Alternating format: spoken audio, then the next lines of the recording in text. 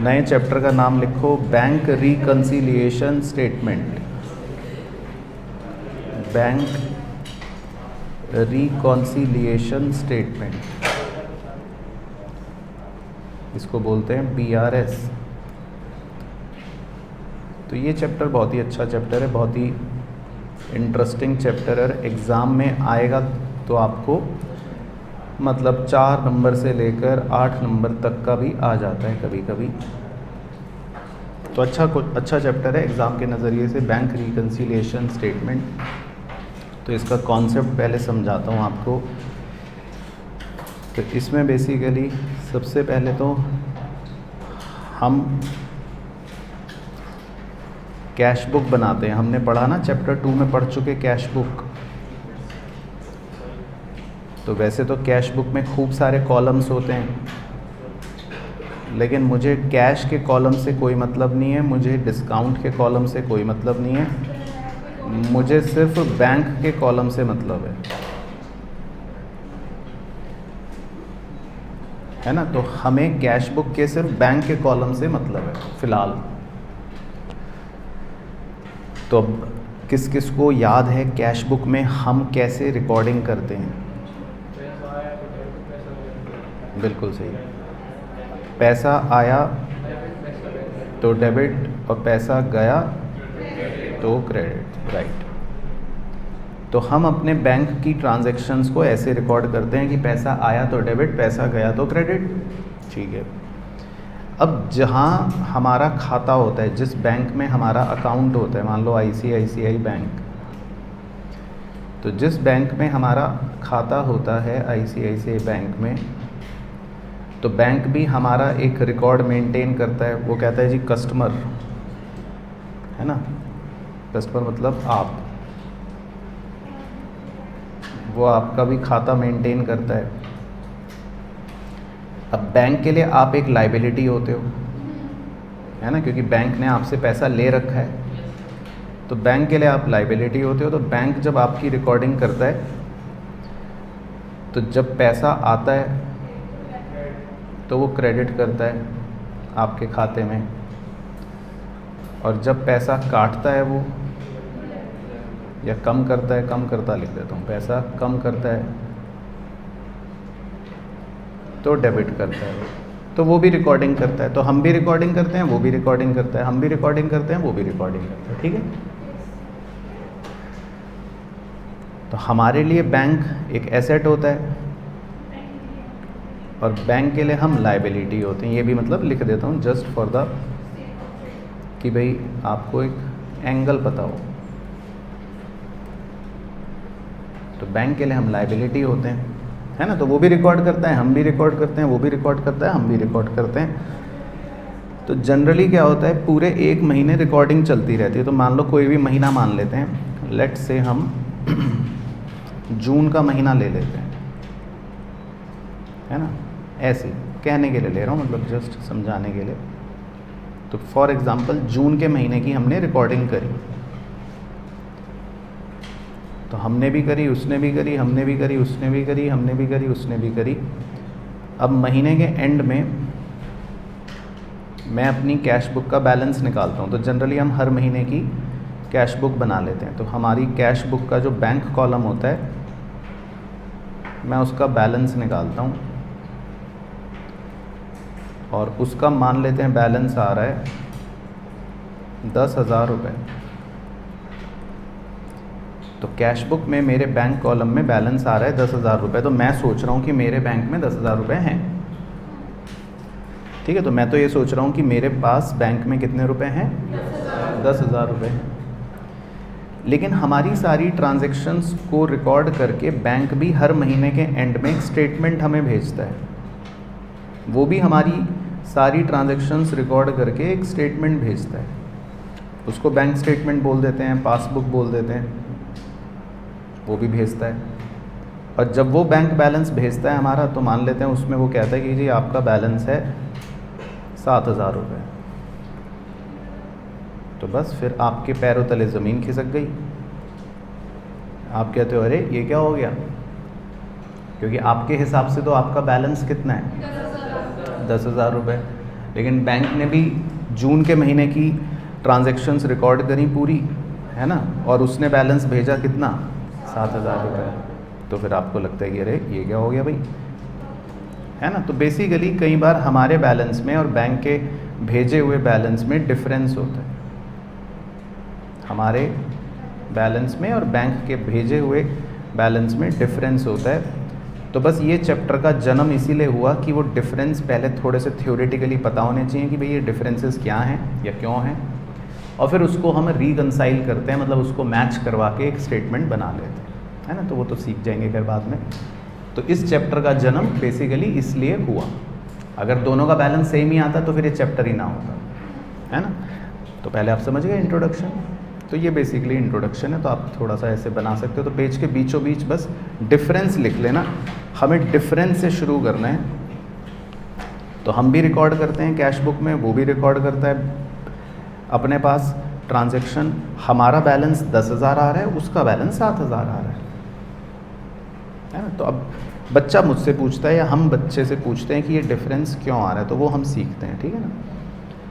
तो डिफरेंस आने के 3 कारण होते हैं, तो आप इसमें 3 बाइफरकेशन कर लेना, ठीक है। तो फिर ये समझेंगे अच्छे से, डिफरेंस आने के 3 कारण होते हैं।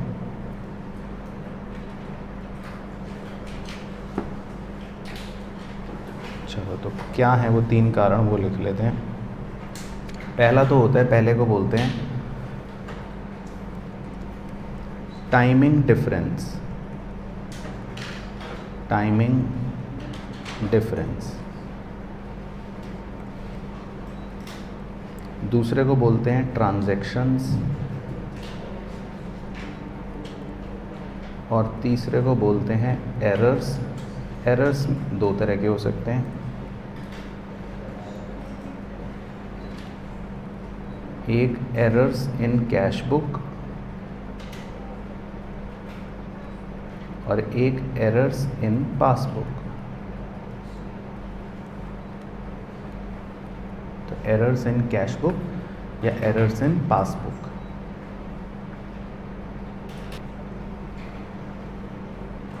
तो डिफरेंस के 3 कारण माने जाते हैं कि ये डिफरेंस 3 कारणों की वजह से हो सकता है। तो पहले छोटे छोटे मीनिंग लिख लेते हैं, फिर डिटेल्ड एक्सप्लेनेशन दूंगा। पहले टाइमिंग डिफरेंस लिख लो कि टाइमिंग डिफरेंस में क्या होता है। टाइमिंग डिफरेंस का मतलब होता है समय का डिफरेंस, यानी कि transaction is recorded, transaction is recorded in cash book earlier, transaction is recorded in cash book earlier but is recorded in passbook later। ठीक है, तो ये आपको भी समझाऊंगा। Transaction is recorded in cash book earlier but passbook later. Cash book में पहले record हो जाती है, पासबुक में बाद में रिकॉर्ड होती है ना। तो ये भी समझाऊंगा डिटेल में। दूसरा होता है ट्रांजैक्शंस, दूसरा रीज़न है डिफरेंस का ट्रांजैक्शंस। ट्रांजैक्शंस किसे बोलते हैं, ट्रांजैक्शंस में लिख लेते हैं recorded by bank in passbook, recorded by bank in passbook comma but no information in cash book. लेकिन कैश बुक में कोई इन्फॉर्मेशन नहीं होती, कैश बुक में हम कुछ रिकॉर्ड नहीं करते। तो recorded by bank in passbook but no information in cash book, है ना। तो वो भी समझाऊंगा अभी थोड़ी देर में। और तीसरे तो एरर्स होते हैं। वो एरर्स का मतलब तो बस गलती है। तो गलती तो कोई भी कर सकता है, गलती हम भी कर सकते हैं, गलती बैंक भी कर सकते हैं, है ना। तो ये तो गलती होती है, गलती तो कुछ भी हो सकती है। तो थोड़ा सा तो गलती आपने चैप्टर 2 में देख भी ली है ना। एरर्स, गलतियाँ, तो गलती कोई भी कर सकता है, वो कैसी भी गलतियाँ हो सकती हैं। तो खैर हम डिटेल में अब इनको समझेंगे, वो हमारे लिए इम्पोर्टेंट है। कि भाई टाइमिंग डिफरेंस क्या है, ट्रांजैक्शन क्या है, वो हम डिटेल में समझते हैं। तो नंबर 1 हेडिंग डालते हैं पहले, टाइमिंग डिफरेंस, है ना, चैप्टर के हिसाब से कि भाई टाइमिंग डिफरेंस क्या।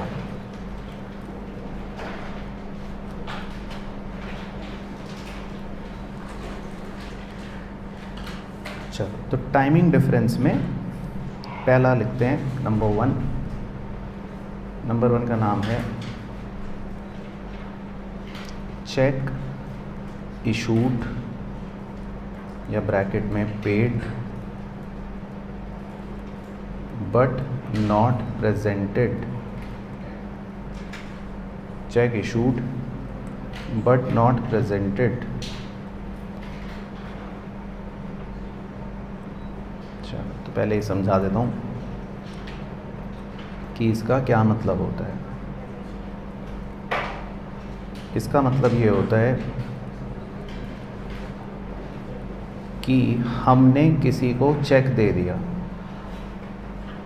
तो हमने किसी आदमी को चेक दे दिया कि ये लो भाई 10,000 रुपये, और ये हमने चेक पता है किस दिन दिया, आज डेट है 28 जून मान लेते हैं। तो हमने किसी आदमी को चेक दे दिया, तो जैसे ही आप चेक दोगे किसी को तो आपकी कैश बुक कम हो गई, मतलब आप तो रिकॉर्ड कर लोगे कि पैसे दे दिए। भाई यहाँ तक क्लियर है? ठीक है। लेकिन जिस आदमी को आपने चेक दिया अभी, उसने अपनी जेब में रख रखा है चेक। अब आज तो फ्राइडे है, वो घर चला गया। अब 29 जून को सैटरडे है, छुट्टी है। फिर उसके बाद 30 जून को संडे है, फिर से छुट्टी है। 1 जुलाई को बैंक की हॉलीडे है, उस दिन वो हड़ताल है, कह रहे आज सीए डे है, हम काम नहीं करेंगे। फिर 2 जुलाई को बैंक खुला, तो 2 जुलाई को ये चेक उसने बैंक में डाला होगा।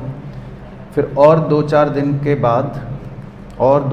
के बाद पासबुक में से मेरी पासबुक में से 10,000 रुपये डिडक्ट हो गए होंगे, लेकिन वो तारीख थी 4 जुलाई। तो 4 जुलाई वाले दिन मेरी पासबुक में से पैसे डिडक्ट हुए। तो पहले इस कहानी में बताओ, आपको कुछ अजीब सा तो नहीं लग रहा? मतलब आप सब कंफर्टेबल हैं? प्रैक्टिकल चीज़ है बिल्कुल ये तो, है ना। आप आज किसी को चेक दो तो ऐसा थोड़ी ना होगा चेक देते ही तुरंत पैसे कट जाएंगे।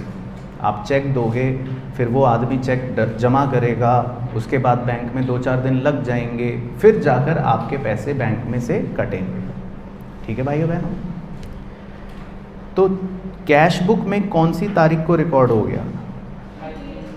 28 जून। तो इसीलिए इंग्लिश में लिखवाया था कि हम कैश बुक में पहले रिकॉर्ड कर लेते हैं। और पासबुक में कब रिकॉर्ड हुआ? 4 जुलाई। तो इसीलिए मैंने लिखवाया था कि पासबुक में बाद में रिकॉर्ड होता है। तो बच्चा कह रहा सर इससे दिक्कत क्या है, हो तो गया ना रिकॉर्ड, है ना। तो बच्चा कह रहा भाई इससे दिक्कत क्या है, हो तो गया। तो दिक्कत बता देता हूँ क्या है। दिक्कत बस ये है कि भाई हमने ऊपर डिस्कस करा था ना कि हम तो 30 जून को 30 जून को वो चेक करते हैं बैलेंस महीने के एंड में। तो बस दिक्कत 30 जून वाले दिन की है। वैसे मुझे कोई दिक्कत नहीं है, मैं तो घर में खुश हूँ, आप भी खुश हो। लेकिन 30 जून को दिक्कत ये हो जाती है कि जब हम 30 जून को बैलेंस निकाल रहे होते हैं तो 30 जून वाले दिन कैश बुक जो है उसमें कम बैलेंस आ रहा है, क्योंकि आपने तो कैश बुक में से पैसे कट कर रखे हैं, लेकिन पासबुक में तो अभी पैसे नहीं कटे होंगे भाइयों बहनों। बात समझ आ रही है? तो इसको इसीलिए टाइमिंग डिफरेंस बोलते हैं। तो टाइमिंग डिफरेंस का मतलब होता है कि ये डिफरेंस सिर्फ 5-6 दिनों के लिए या 1 हफ्ते के लिए, उसके बाद दोनों बराबर हो जाएंगे, है ना। तो इसको टाइमिंग डिफरेंस बोलते हैं। तो सबको क्लियर हो गया? कोई भी दिक्कत तो नहीं? चलो, तो ये ड्राइंग तो बस आप चाहे मत बनाओ, आप इसका मीनिंग लिख लो कि भाई check issued but not presented का मतलब इंटरप्रिटेशन क्या है या इससे होता क्या है। तो यहाँ लिख देता हूँ, ये वाली लाइन लिख लो, मैं भी यही कॉपी करके लिख लेता हूँ। तो बस आप ये लिख लो कि इसका इंटरप्रिटेशन ये है कि कैश बुक कम हो गई हाँ, अब हिंदी में लिखना है हिंदी में लिख लो, इंग्लिश में लिखना है इंग्लिश में लिख लो, जिसमें आपको मज़ा आए उसमें लिख लो। तो इसका मतलब ये है कि कैश बुक कम हो गई। ठीक है, चलो उसके बाद नंबर 2 का नाम है चेक डिपॉजिट। एक बार नंबर 1 पे वापस आना। एक बार मैंने एक शब्द गलत लिखवा दिया, सॉरी। चेक इशूड के ब्रैकेट में मैंने पेड लिखवा दिया था, उसमें ड्रॉन लिखना। ड्रॉन, इशू या ड्रॉ एक ही बात होती है। इशू मतलब देना और ड्रॉ करना मतलब भी देना। तो चेक इशूड के ब्रैकेट में ड्रॉन लिखना। अब नंबर 2 में आना है चेक डिपॉजिट या ब्रैकेट में paid into bank but not cleared या ब्रैकेट में क्रेडिटेड।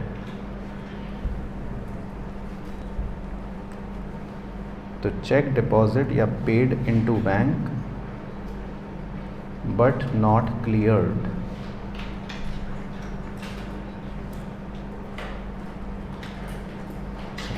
तो इसका मतलब क्या होता है वो भी समझा देता हूँ। तो इसका मतलब है कि भाई हमने आज 28 जून है, हमारे पास एक चेक है, उस चेक को बैंक में जमा कर दिया। आपने चेक जो है वो बैंक में डिपॉजिट कर दिया। तो आप तो जैसे ही चेक डिपॉजिट करोगे 28 जून को, तुरंत भागे भागे घर आओगे, कहोगे चलो भाई चेक डाल दिया मैंने, है ना, और पैसे आ गए। आप तो ये रिकॉर्ड कर लोगे, है ना।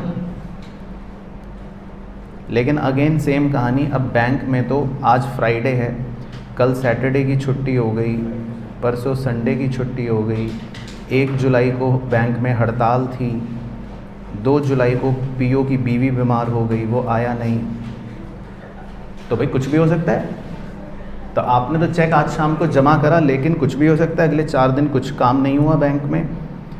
फिर मान लेते हैं 3 जुलाई को, फाइनली 3 जुलाई को आपके बैंक में पैसे आ गए। 3 जुलाई को जो चेक आपने जमा करा था उसका पैसा क्रेडिट हो गया 3 जुलाई को। तो पहले इसमें किसी को अजीब सा तो नहीं लग रहा? मतलब सब बिल्कुल प्रैक्टिकल बातें हैं, ठीक है। चलो, तो बच्चा कह रहा फिर दिक्कत क्या है? तो बस दिक्कत कब आएगी बताओ? हम तो मंथ एंड पर जब बैलेंस निकाल रहे होंगे 30 जून वाले दिन। हाँ, तो बस ये लिख लो, यही इंग्लिश आपको लिखनी, ड्राइंग व्राइंग छोड़ो। तो 30 जून वाले दिन क्या हो रहा होगा? कैश बुक ज़्यादा होगी। हाँ, तो बस यही हिंदी में लिखना है हिंदी में लिख लो, इंग्लिश में लिखना है इंग्लिश में लिख लो, जो आपको अच्छा लगे वैसे लिखो। तो 30 जून को कैश बुक ज़्यादा होगी, कैश बुक का बैलेंस 20,000 रुपये ज़्यादा होगा, क्योंकि पासबुक में तो अगले महीने पैसे आ रहे हैं, है ना। तो ये टाइमिंग डिफरेंस होता है। तो 4-5 दिनों के लिए दोनों बुक्स में डिफरेंस रहता है। तो क्लियर हो गया? अच्छा, तो हमारे पूरे ब्रह्मांड में आकाश से लेके पाताल तक, सतयुग से लेके कलयुग तक सिर्फ 2 ही टाइमिंग डिफरेंस हैं। सिर्फ ये दोनों ही टाइमिंग डिफरेंस है, तो है ना। तो टाइमिंग डिफरेंस का खेल तो फिनिश। तो इन दोनों को ही कहते हैं टाइमिंग डिफरेंस। चलो, तो पहले यहाँ तक मुझे बता दो, यहाँ तक सबको बिल्कुल अच्छे से क्लियर है? अब टाइमिंग डिफरेंस के बाद लिखते हैं दूसरा, नंबर 2, ट्रांजैक्शंस। हाँ, तो ट्रांजैक्शंस को समझने के लिए हम एक फ़नी स्टोरी सी बना लेते हैं, ताकि हर पॉइंट आपको आसानी से समझ आ जाएगा। ट्रांजैक्शंस, तो ट्रांजैक्शंस जो होता है वो बहुत ही सिंपल होता है। उसमें क्या होता है, ट्रांजैक्शंस के अंदर हम तो घर में चाय पी रहे हैं, ठीक है, आराम से सोफे पर बैठ के। अब ट्रांजैक्शंस के अंदर क्या होता है कि जो बैंक है और बैंक के पास जो हमारी पासबुक है उसमें कभी कभी कुछ चीज़ें रिकॉर्ड हो जाती हैं, चाहे डेबिट चाहे क्रेडिट। तो बैंक तो कुछ ट्रांजैक्शंस रिकॉर्ड कर लेता है और वो कुछ ट्रांजैक्शंस रिकॉर्ड करने के बाद हमें वो ट्रांजैक्शंस की जानकारी नहीं देता, तो हमें कोई इन्फॉर्मेशन नहीं मिलती। तो अब आप तो घर पे चाय पी रहे हो पार्ले जी बिस्किट के साथ मान लो, तो अब आपको क्या पता है ना, आपको कुछ भी नहीं पता, तो क्या आप कैश बुक में कुछ रिकॉर्ड कर पाओगे? नहीं कर पाएंगे। तो इस केस में क्या होता है, ट्रांजैक्शंस में बैंक तो रिकॉर्ड कर लेता है लेकिन हम रिकॉर्ड नहीं कर पाते क्योंकि हमें इन्फॉर्मेशन ही नहीं है, तो हमें क्या पता। ठीक है, आप चाय पी रहे हो, तो क्लियर हो गया ड्राइंग, समझ आ गया मतलब इसमें होगा क्या। तो इसमें ऐसे कौन से पॉइंट्स हैं आपके दिमाग में आ सकता है ना कि भाई ऐसे कौन से पॉइंट्स हैं, बैंक चार्जेस, इंटरेस्ट वगैरह, कोई इंश्योरेंस प्रीमियम दे देता है, तो वही सब लिस्ट बना कर लिख लेते हैं ना। तो क्लियर हो गया लेकिन कॉन्सेप्ट। चलो तो इसके कुछ उदाहरण लिख लेते हैं। तो आज ये ड्राइंग तो खैर ऐसे ही बनाने के लिए बना ली, लिख लो नंबर 1। तो कुछ उदाहरण लिखवा लेता हूँ जिसमें मतलब ऐसे लिख लेता हूँ, नंबर 1, नंबर 2, नंबर 3, नंबर 4। कुछ उदाहरण ऐसे लिख लेते हैं जिनमें पासबुक में बैलेंस कम हो गया।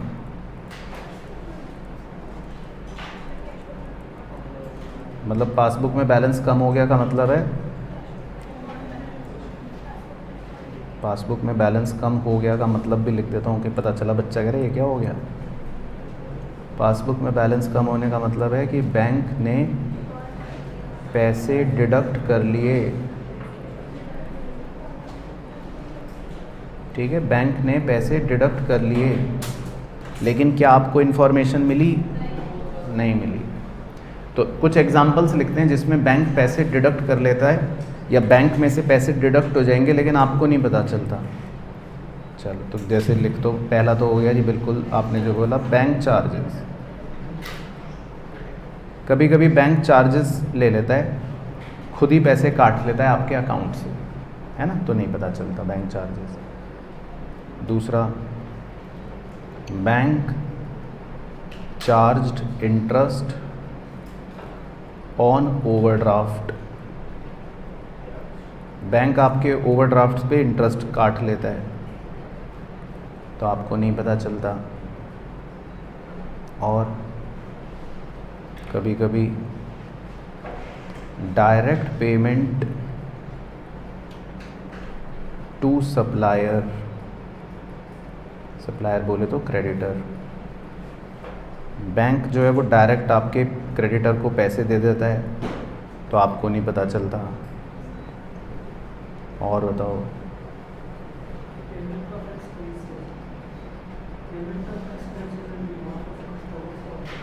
ठीक है, पेमेंट ऑफ एक्सपेंसेस मतलब जैसे उदाहरण दो कौन सा, इंश्योरेंस प्रीमियम। हाँ, पेमेंट ऑफ एक्सपेंसेस ब्रैकेट में insurance premium bye standing standing instructions. Standing instructions मतलब बैंक को हम पहले से इंस्ट्रक्शन दे के रखते हैं कि भाई पैसे दे देना, हर महीने पैसे दे देना, लेकिन हमें भूल जाते हैं, हमें याद नहीं रहता। तो बैंक तो पैसे दे देता है, बैंक तो खर्चा कर देता है, लेकिन हमें नहीं पता चलता, है ना। और एक और लिख लेते हैं नंबर 5, ये काफ़ी आता है एग्ज़ाम के अंदर क्वेश्चनों में। तो चेक डिपॉजिटेड या और bill of exchange deposited comma now dishonoured,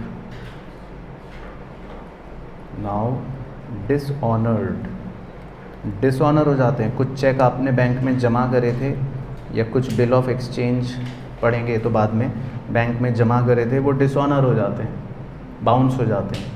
तो बैंक तो पैसे डिडक्ट कर लेता है लेकिन आपको नहीं पता चलता। और कुछ अगर आपको पता है तो वो भी बता दो भैया। और कुछ आपके या दिमाग में आ रहा हो, खुराफाती दिमाग में कुछ ऐसे पॉइंट्स आ रहे हो जिनसे आपको लग रहा हो कि भैया बैंक से तो पैसे कट जाएंगे, हमें नहीं पता चलता, तो और बता दो और लिख लेंगे लिस्ट। हाँ बताओ, और कुछ ऐसे हैं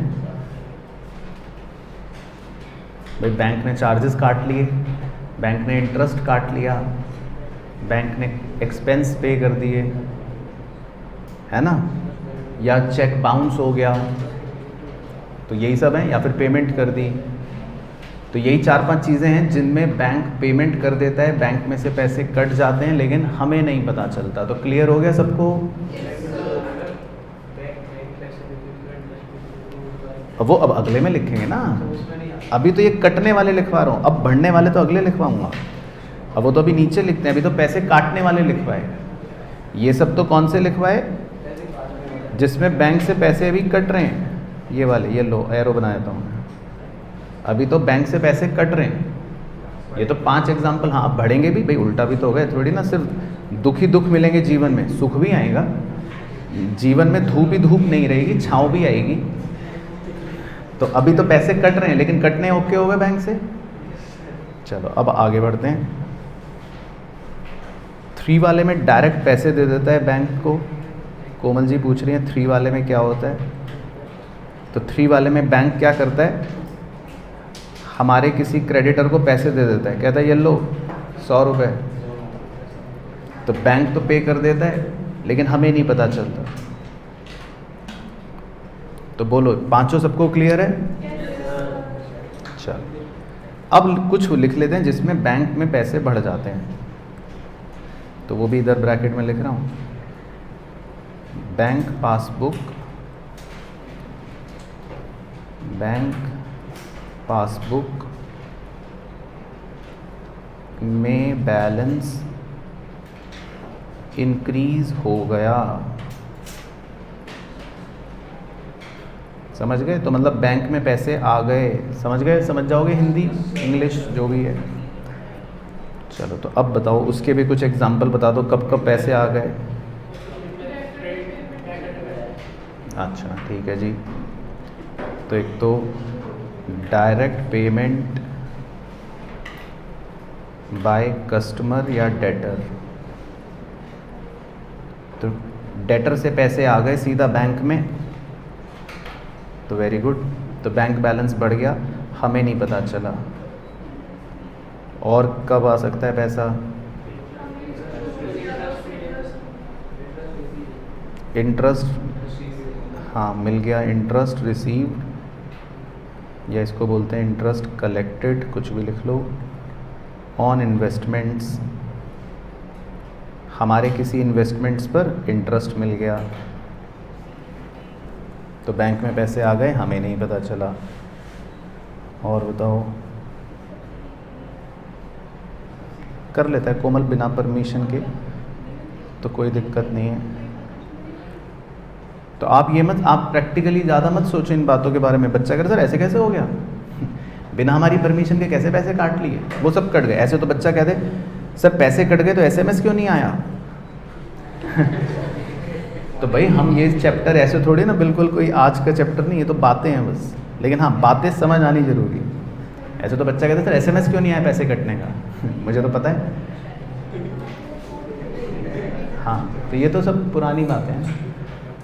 चलो अच्छा, तो पैसे बैंक में आ गए। और बताओ और कैसे आ सकते हैं पैसे? चलो इंटरेस्ट भी मिल गया, हाँ इंटरेस्ट मिल गया, किसी डेटर ने हमें पेमेंट कर दी, चलो ठीक है वो भी आ गया। लो डेटर ने पेमेंट कर दी, वो भी आ गई, ब्याज मिल गया, वो भी आ गया, सब्सिडी मिल गई सरकार से डायरेक्ट। तो मतलब कुछ ऐसा लिख लेते हैं, any type of amount received, subsidy लिखवा दूंगा तो कोई बच्चा फिर कह देगा सर डोनेशन, अगला बच्चा है ना, फिर अगला बच्चा कह देगा सर ग्रांट, तो कुछ भी लिख लेते ना भाई, any type of amount received in bank, कोई भी पैसा बैंक में आ गया विदाउट आवर नॉलेज, कि भाई कोई भी पैसा हमारे बैंक में आ गया विदाउट आवर नॉलेज, है ना। बच्चा कह रहा है सर कैशबैक, है ना, तो बस वो इसी में आ गया कैशबैक। और बताओ बस, और कुछ है आपके खुराफाती दिमाग में? बाकी कुछ भी आएगा खुराफाती दिमाग में तो मैं उसको 3 में डाल सकता हूँ। अगर आपके खुराफाती दिमाग में कोई और पॉइंट आया भी तो मैं बड़ी आसानी से उसको पॉइंट 3 में डाल सकता हूँ, ठीक है। तो भाई संतुष्ट हैं आप सब बच्चे? चलो, तो ये हो गई ट्रांजैक्शंस। चलो, तो बेसिकली ये हो गई ट्रांजैक्शंस, है ना। तो पैसा बैंक में से कट जाएगा या बैंक में आ जाएगा, तो दोनों क्लियर हो गए। अब तीसरे जो होते हैं वो होते हैं एरर्स, वो भी लिख लेते हैं। एरर्स वैसे कितने भी हो सकते हैं, उसकी कोई लिमिट नहीं है, लेकिन हम फिर भी कुछ लिख लेते हैं जो जनरली मतलब आ सकते हैं। तो तीसरे होते हैं एरर्स, कि भाई गलतियां हो जाती हैं, अब कुछ एरर्स हो जाते हैं, तो ये आप लिख लो एरर्स। चलो ठीक है, लिखो, बातें नहीं करनी। तो एरर में तो कुछ भी लिख सकते हैं, मतलब एरर तो कुछ भी हो सकता है। जैसे एक लिख लेते हैं, number 1, overcasting of payment side of cash book by 1000, overcasting of payment side of cash book by 1000। तो अभी करके दिखाता हूँ, ठीक है। तो बातें नहीं मेरे दोस्त, या तो स्टेज पे आ जाओ, मुझे बता दिया करो सर आज छुट्टी कर लो, मैं पढ़ाऊँगा, ठीक है। तो अभी पहले मुझे बोलने दो। तो overcasting of payment side of cash book by 1000, तो मैं आपको गलती खुद अपनी आंखों से करके दिखा रहा हूँ ताकि आप एनालाइज करें। तो यहाँ पर हमने गलती करी है बेसिकली, वो गलती दिखा देता हूँ क्या करी है। गलती ये करी है हमने कि भाई हम अपनी कैश बुक बना रहे हैं और अपनी कैश बुक में मान लेते हैं हमने कुछ आइटम्स लिख रखे हैं, 10,000, 40,000, 30,000 रिसिप्ट साइड में, और पेमेंट साइड पे 3,000, 6,000, 5,000। अब हमने रिसिप्ट साइड का और पेमेंट साइड का टोटल करना होता है और टोटल करके बैलेंस निकालना होता है, यही होता है ना प्रोसेस। तो अब देखो आपको गलती करके दिखा रहा हूँ। तो रिसिप्ट साइड का तो टोटल चलो आ रहा है 80,000, तो वो तो मैंने सही लिख लिया। अब मैंने क्या करा, रिसिप्ट साइड का जो टोटल है 80,000 वो तो चलो सही लिख लिया, लेकिन जब मैंने पेमेंट साइड का टोटल कर रहा था तो उस समय आपको कुछ नशे चढ़ गए और उस समय आपका वैसे तो टोटल आ रहा था 3,000 और 6,000, 9,000 और 5, कितना होता है बताओ टोटल? 14,000। लेकिन आप नशे की अवस्था में थे और आपने कितना टोटल लिख लिया? तो सबको वो गलती नज़र आई? तो सब बच्चे गलती से संतुष्ट हैं पहले? ठीक है। तो अब आपकी इस गलती की वजह से, आपकी इस गलती की वजह से जो बैलेंस आएगा, हाँ, वो 65 आ जाएगा, जो कि गलत है वैसे तो। बोलो बात समझ आई? तो इसका मतलब इस गलती की वजह से मैं ये लिख सकता हूँ कि कैश बुक का बैलेंस 1,000 रुपये कम आ रहा है। वैसे एक्चुअल में बैलेंस कितना आना चाहिए था? हाँ, 66 आना चाहिए था ना एक्चुअल बैलेंस। तो देख लो, खुद ही करके देख लो, चाहे कहीं मुझ पे भरोसा ना हो तो। एक्चुअल बैलेंस कितना आना चाहिए था? 66, लेकिन गलती की वजह से कितना आया? 65। तो तो देखो, खुद देखो, 1 मिनट दे रहा हूँ, डाइजेस्ट करो इस बात को। हो गया डाइजेस्ट? कोई दिक्कत तो नहीं? ठीक है, तो ये लिखना चाहते हो तो लास्ट लाइन लिख लो, चाहे बाकी तो कुछ भी समझ नहीं। हाँ, ओवरकास्ट मतलब होता है ज़्यादा लिखना, समझ गए? ओवरकास्ट का मतलब क्या है? ज़्यादा लिखना, उसको इंग्लिश में कहते हैं ओवरकास्ट। तो पेमेंट साइड में वैसे तो टोटल कितना था, देख लो, दोबारा कर लो, 3000, 6000 और 5000, 14000। लेकिन 14 को आपने कितना लिख लिया? 15। तो दिख गई गलती? ठीक है, तो ये मतलब गलती जो है वो सितारा जो है वो गलती है। तो लिंक बना देता हूँ। तो सितारा जो है वो गलती है, उसे बोलते हैं ओवरकास्टिंग। चलो, तो अब सब बच्चे संतुष्ट?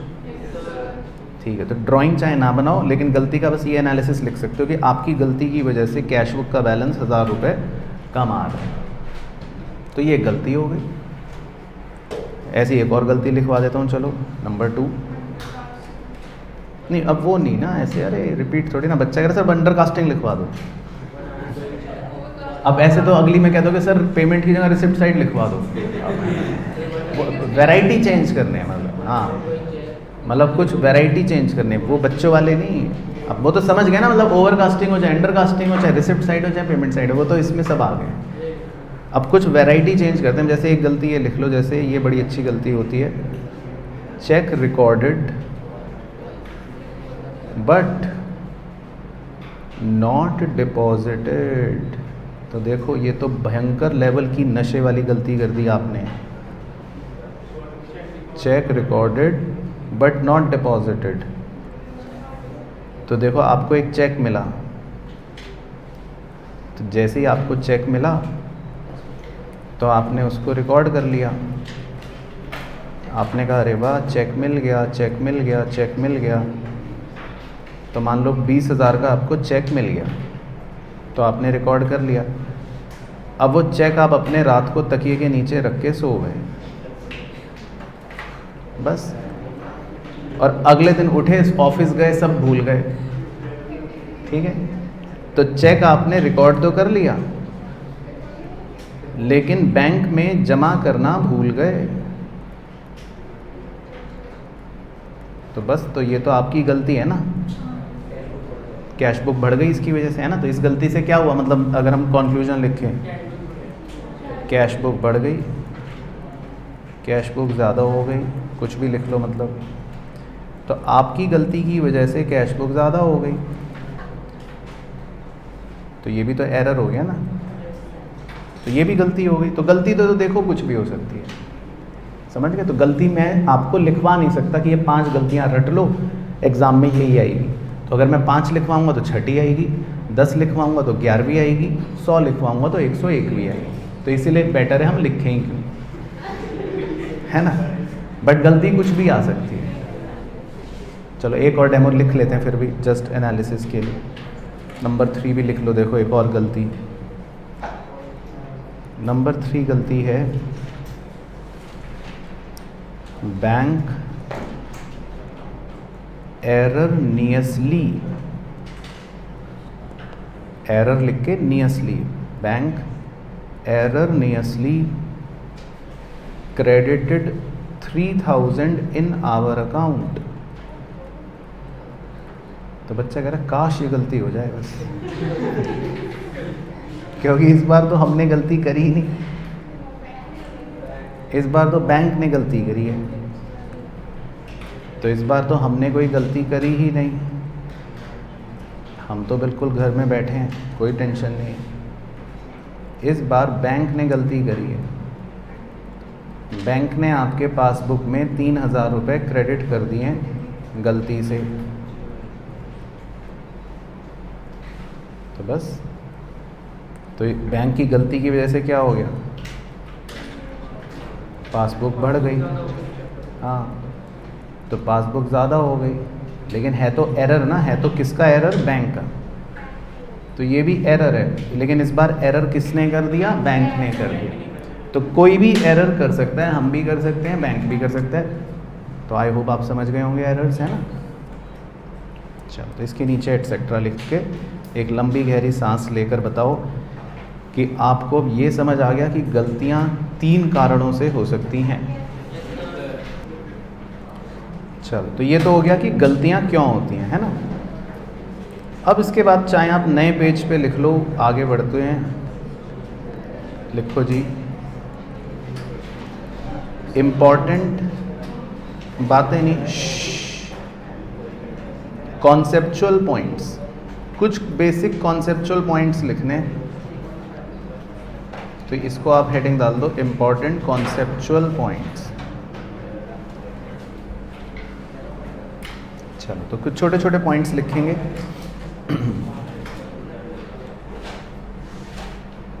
तो पहले तो लिखते हैं पॉइंट नंबर 1, क्योंकि कुछ टर्मिनोलॉजी सिखानी है ना, पता होना चाहिए। चैप्टर में कुछ टर्म्स यूज़ होंगी तो पता होना चाहिए। तो सबसे पहले लिखते हैं फेवरेबल बैलेंस, है ना। ये पता होना चाहिए कि भाई फेवरेबल बैलेंस किसे कहते हैं। तो देखो जी, 2 तरह के बैलेंस को फेवरेबल कहा जाता है। कौन कौन सा? डेबिट बैलेंस इन कैश बुक, इसको बोलते हैं फेवरेबल बैलेंस। इसका मतलब है आपके पैसे बैंक में अभी हैं। इसका मतलब है कि आपने बैंक में पैसा अभी डाल रखा है, आपका पैसा बैंक में अभी है। डेबिट बैलेंस इन कैश बुक, या फिर पासबुक के हिसाब से क्रेडिट बैलेंस इन पासबुक, है ना। तो बस ये पता होना चाहिए। तो छोटी सी बात है। Number 2, unfavourable balance. Unfavourable balance का मतलब होता है, ब्रैकेट में पहले लिख लेते हैं, ओवरड्राफ्ट बैलेंस। यानी कि अब ये लाइबिलिटी है। ओवरड्राफ्ट बैलेंस मतलब आपने विड्रॉ ज़्यादा कर रखा है। तो ओवरड्राफ्ट या अनफेवरेबल बैलेंस कब होता है? क्रेडिट बैलेंस इन कैश बुक या डेबिट बैलेंस इन पासबुक, इन दोनों को बोलते हैं ओवरड्राफ्ट या अनफेवरेबल बैलेंस।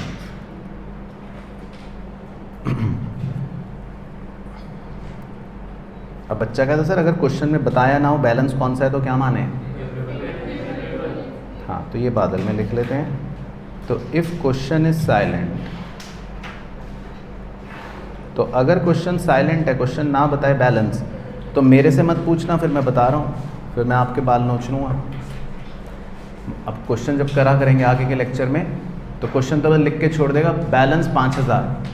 तो फिर अगर आपने मुझसे पूछा कि सर ये फेवरेबल है या अनफेवरेबल, तो पहले आपको 2 थप्पड़ लगाने हैं अपने। क्यों लगाने हैं 2 थप्पड़? क्योंकि मतलब आपको हमेशा क्या एज्यूम करना है कि वो फेवरेबल। तो ये चाहे स्टार लगा लो, याद रखना है। तो अगर क्वेश्चन कुछ भी ना बताए तो हमेशा हमेशा हमेशा फेवरेबल बैलेंस ही मानेंगे। उसके बाद पॉइंट नंबर 3। पॉइंट नंबर 3 अभी सिर्फ लिखना है, अब आज उसका यूज़ नहीं है, लेकिन लिख कर छोड़ दो। पॉइंट नंबर 3 में लिखना है, always adjust the book, always adjust the book whose starting balance is given, always adjust the book whose starting balance is given, है ना। तो ये भी एक छोटा सा डेमो करूँगा तो समझा दूँगा, बाकी तो हम आगे के लेक्चर्स में क्वेश्चन में सीखेंगे वैसे तो always adjust the book whose starting balance is given। और नंबर 4 में लिख लो, BRS can be prepared, BRS can be prepared in 2 ways। BRS को बनाने के 2 तरीके हैं जी। नंबर 1, प्लस माइनस प्रेजेंटेशन,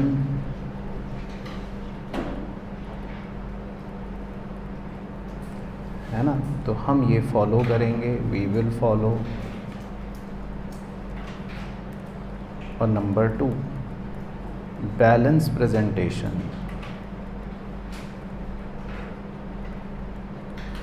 ये हम फॉलो नहीं करेंगे। वी विल नॉट फॉलो, है ना, यूनिफॉर्मिटी रखने के लिए। बच्चा कह रहा है क्यों नहीं करेंगे सर, मैं तो यही करूँगा। तो आंसर वैसे दोनों से सेम आता है, लेकिन भाई आप और मैं सेम लाइंस पे काम करें, पूरे चैप्टर में सारे क्वेश्चन सब बच्चा एक तरीके से करे, तो हमें किसी एक का चुनाव करना है। तो हम सारे ही क्वेश्चन प्लस माइनस प्रेजेंटेशन से ही करेंगे, जो अभी डेमो करके भी दिखाऊंगा। खैर बैलेंस प्रेजेंटेशन से नहीं करेंगे। तो गलती से किताब खोल लो, सजेस्टेड सॉल्यूशन खोल लो, तो परेशान मत हो ना, क्योंकि वो लोग कुछ भी फॉलो करते हैं, लेकिन हम हमेशा प्लस माइनस प्रेजेंटेशन ही करेंगे। आंसर वैसे सेम आता है, लेकिन यूनिफॉर्मिटी के लिए हम एक ही फॉलो करेंगे। तो वो भी मैं आपको सिखा देता हूँ। तो हम एक डेमो कर लेते हैं। तो इसको आप लिख लो एग्ज़ाम्पल। तो एक एग्ज़ाम्पल से हम अपनी बातें समझते हैं बस। तो 4 ही पॉइंट्स हैं वैसे तो कॉन्सेप्चुअल जो लिखने हैं। चलो ठीक है, तो लिखो एक एग्ज़ाम्पल। एग्ज़ाम्पल में लिखो जी, debit balance as per passbook is equal to 30,000, है ना। पॉइंट 1 दे दो इसको नाम। Number 2, cheque issued but not presented ₹3,000। Number 3, bank erroneously credited ₹6,000। Number 4, bank charges ₹11,000। और number 5, cheque recorded but not deposited ₹15,000।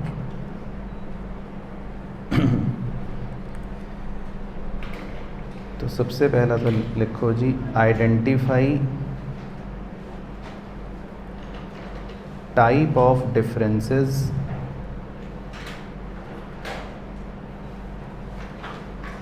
Identify type of differences. तो सबसे पहले तो टाइप ऑफ डिफरेंसेस आपको आइडेंटिफाई करने हैं। 1 तो चलो कुछ नहीं है, 1 में तो नहीं। 2 में कौन सा डिफरेंस है, 3 में कौन सा डिफरेंस है, 4 में कौन सा डिफरेंस है, और 5 में कौन सा डिफरेंस है। सबसे पहले तो आइडेंटिफाई करने हैं डिफरेंसेस, ठीक है। अभी लेकिन चिल्लम चिल्ली नहीं करनी, चिल्लम चिल्ली नहीं करनी। दूसरे को ये नहीं महसूस होने देना कि आप होशियार हो और वो नहीं, ठीक है। तो अभी चिल्लम चिल्ली नहीं करनी।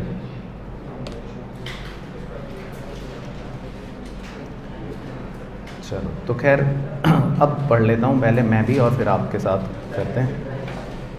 तो नंबर 2 से शुरू करते हैं जी। Cheque issued but not presented, बताओ। और जो होशियार नहीं है वो बताओ अपना आंसर। तो बच्चा कह रहा है सर सब होशियार हैं। तो सेकंड वाला कौन सा है डिफरेंस, बताओ। टाइमिंग डिफरेंस, ठीक है। समझ गए ये वाला। चेक इशू तो कर दिया है ना, लेकिन अभी प्रेजेंट नहीं हुआ। तो ये आज का पहला पॉइंट सिखाया था,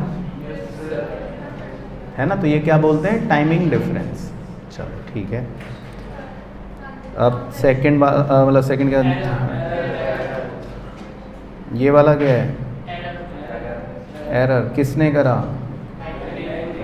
बैंक ने। तो ये भी लिख लेते हैं, मतलब ऐसे लिख लेते हैं, error in passbook. Very good, error in passbook, ठीक है। फिर बताओ नेक्स्ट वाला, बैंक चार्जेस क्या है, ट्रांजैक्शन। वेरी गुड, बैंक ने रिकॉर्ड कर लिया पर हमने नहीं। और ये वाला बताओ,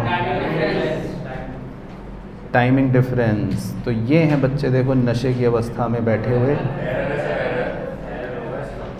टाइमिंग डिफरेंस बताया था ना, आकाश से लेके पाताल तक, सतयुग से लेके कलयुग तक पूरे ब्रह्मांड में 2 ही हुए हैं। तो ये तो लिखवाया ही नहीं मैंने, टाइमिंग डिफरेंस में तो 2 ही लिखवाए थे, ये तो लिखवाया ही नहीं है। ये तो वो वाली गलती है जो आपको अभी समझाई थी, चेक रिकॉर्ड करके तकिए के नीचे रख के आप भूल गए और जमा करानी, ये एरर है आपका। चलो तो पहले एक लंबी सांस लेकर देखो कि आप संतुष्ट हैं, आइडेंटिफिकेशन से संतुष्ट हैं। चलो तो ये तो खैर एग्ज़ाम में आता नहीं है, छोड़ो। अब आगे लिखते हैं कि हमें करना क्या है, वो मैं सिखाऊंगा। Prepare BRS by both methods. तो एक डेमो के लिए हम दोनों मेथड्स कर लेते हैं, मतलब मैं ही सिखाऊंगा वैसे तो, लेकिन फिर हम एक ही फॉलो करा करेंगे। चलो तो सॉल्यूशन मैं करवाऊंगा, तो मेरे साथ साथ बनाओ BRS। पहला कॉलम थोड़ा बड़ा बना लो, दूसरा कॉलम तीसरा कॉलम थोड़े थोड़े छोटे छोटे बना लो।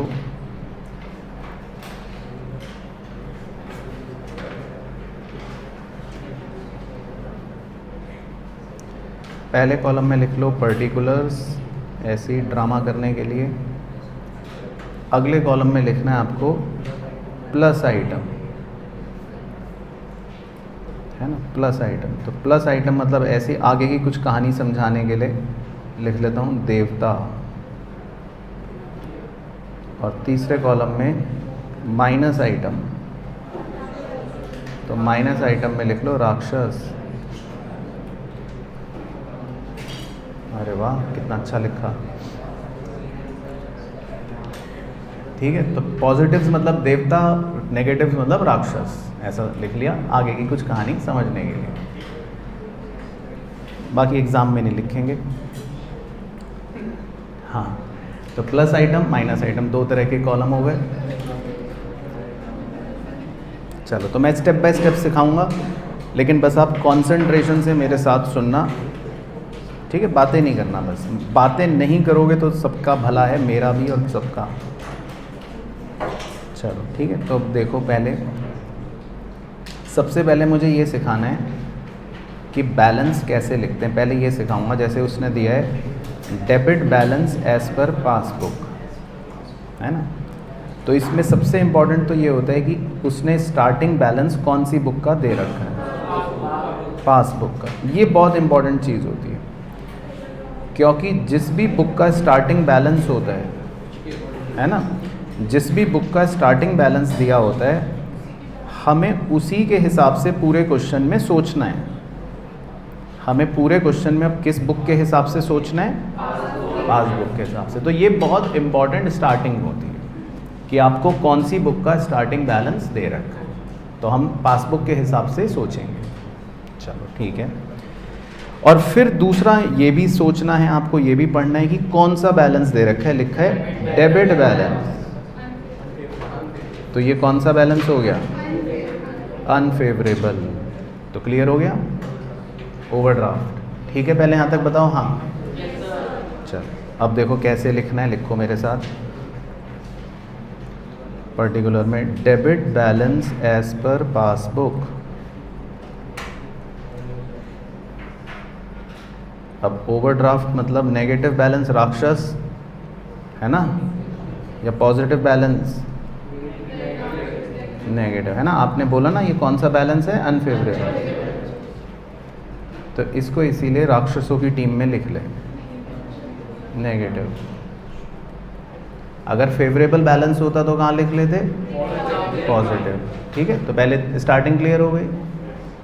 चलो ठीक है, अब हमको क्या करना है, पहले प्रोसेस समझा देता हूँ, मेरे को देखना ध्यान से समझने के लिए। आप ऐसा समझ लो, ये मेरा दाहिना हाथ जो है ये कैश बुक है और बायां हाथ जो है ये पासबुक है। तो हमें वैसे दोनों हाथों को बराबर करना है, ठीक है। दोनों हाथों को क्या करना है, बराबर करना है, मतलब दोनों कैश बुक और पासबुक को मिलाना है। अब लेकिन हम इस क्वेश्चन में हमेशा पासबुक के हिसाब से चलेंगे, इस क्वेश्चन में किस बुक के हिसाब से चलेंगे? पासबुक के हिसाब से। ये समझ गए क्यों? क्योंकि इस क्वेश्चन में हमें पासबुक का स्टार्टिंग बैलेंस दे रखे हैं। ठीक है, तो पहले मैं एक सिखा देता हूँ और सीखने के बाद फिर नोट करना चाहें। इसमें सेकंड में लिखा है, देखो, check issued but not presented. इसका मतलब समझा देता हूँ। Check issued but not presented, ये हमने आज सबसे पहले करा था। बस आप चुप रहना भाइयों, ये सविनय निवेदन है। आपको मुझे पता है आता भी है, तब भी चुप रहना। देखो, check issued but not presented में ये लिखवाया था कि हमारी कैश बुक क्या हो जाती है? कम हो जाती है। तो मेरे हाथों को देखो ध्यान से, कैश बुक ये है, ये कम हो गई, और पासबुक ये है, ये अभी ज़्यादा है। तो मेरे हाथों से आप संतुष्ट हैं? ठीक है। अब हमें दोनों हाथों को बराबर करना है, तो हमें दोनों हाथों को बराबर करना है, तो हमें पूरे क्वेश्चन पासबुक के हिसाब से सॉल्व करना है। तो पासबुक को क्या कर देंगे? कम कर देंगे। समझ आ गया? दोनों बराबर हो जाएंगे। क्लियर है? ठीक है, तो अब देखो, कम करने के लिए माइनस आइटम में लिख लेते हैं। तो पर्टिकुलर हो गया check issued but not presented 3000। ठीक है, तो मैंने तो कोशिश करी समझाने की, लेकिन मान लो फिर भी ना समझ आए तो अभी सेकंड पॉइंट और समझाता हूँ। नेक्स्ट, इसके बाद देखो नेक्स्ट पॉइंट है, बैंक एरर नेस्ली क्रेडिटेड 6000 रुपये। तो ये हमने देखो अभी समझा था, दोबारा देखो ध्यान से। आ जाओ स्टेज पे आ जाओ, आओ, तो अब समझाने दो ना। बैंक एरर नेस्ली क्रेडिटेड, इसका मतलब होता है कि बैंक ने गलती से हमारे अकाउंट में क्या कर दिया? पैसे डाल दिए। तो देखो हमारी पासबुक बढ़ गई, ये हाथ ऊपर हो गया, कैश बुक तो वहीं है। अब हमें क्वेश्चन पासबुक के हिसाब से सॉल्व करना है, राइट? तो पासबुक को क्या करेंगे? अब कम कर देंगे ताकि दोनों हाथ बराबर हो जाए। तो समझ आ गया सबको? चलो, तो कम करने के लिए लिख लेते हैं इंग्लिश, मतलब शॉर्ट में लिख रहा हूँ, error by bank 6000। Error by bank 6000। चलो, उसके बाद नेक्स्ट है बैंक चार्जेस 11,000 रुपये। बैंक चार्जेस 11,000 रुपये। तो देखो ध्यान से, बैंक चार्जेस का मतलब था पासबुक का बैलेंस कम हो गया। तो देखो बैंक बैलेंस कम हो गया, पासबुक का हाथ नीचे चला गया। पहले इतना क्लियर हो गया? अब हमें तो दोनों हाथ बराबर करने हैं, तो पासबुक के हिसाब से करना है सॉल्व। तो क्या करेंगे? पासबुक को बढ़ा देंगे, तो दोनों बराबर हो जाएंगे। तो क्लियर है? ठीक है, तो बढ़ाने के लिए लिख लेते हैं अंग्रेज़ी, बैंक चार्जेस प्लस में लिख लो 11,000। तो मुझे बताओ यहाँ तक सबको 1 2 3 बिल्कुल क्लियर है? ठीक है, तो प्रोसेस बहुत ज़रूरी है। उसके बाद है, देखो लास्ट है, cheque recorded but not deposited. तो ये आपने गलती करी थी, अभी समझी भी थी हमने, तो जस्ट समझी थी ये रही कि आपने चेक रिकॉर्ड कर लिया पर जमा नहीं करा। तो जब आप चेक रिकॉर्ड कर लोगे तो कैश बुक ज़्यादा हो गई, तो ये कैश बुक ऊपर हो गया। अब हमें तो क्वेश्चन पासबुक के हिसाब से सॉल्व करना है, तो पासबुक को क्या करेंगे? इसको भी बढ़ा देंगे, तो बराबर हो जाएगा। तो पासबुक को बढ़ा देते हैं, तो लिख लेते हैं, शॉर्ट में लिख लेता हूँ, एरर इन कैश बुक 15,000 रुपये बढ़ा देते हैं। तो पहले आप इन चारों प्लस माइनस से देखो कि संतुष्ट हो। चलो ठीक है। अब बताओ राक्षस कितने हैं? 39,000 राक्षस हैं, और देवता कितने हैं? 26,000, ठीक है। तो इस लड़ाई में कौन जीत गया?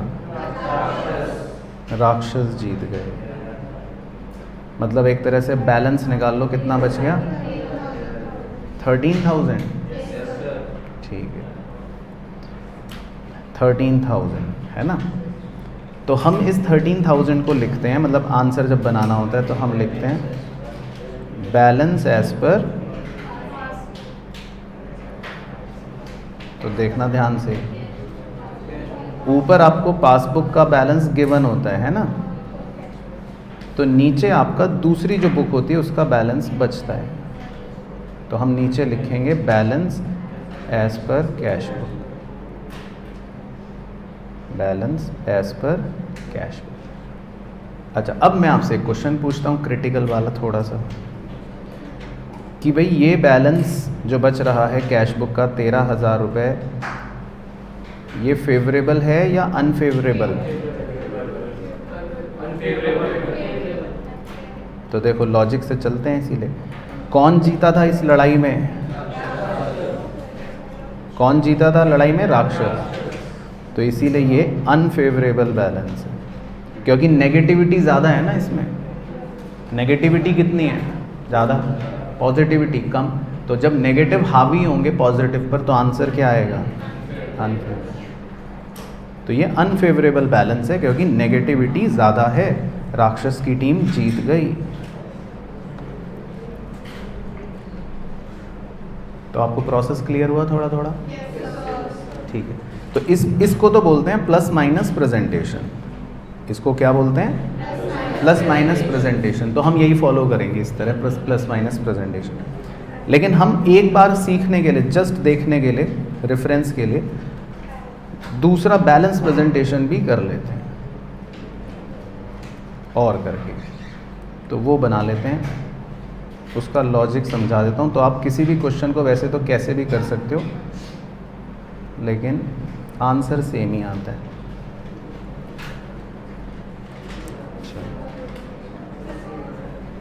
तो इसमें बस एक ही और एक ही, दो ही कॉलम बनाना है, एक बड़ा एक छोटा। चलो तो बनाओ मेरे साथ। स्टार्टिंग तो वही लिखते हैं, debit balance as per passbook.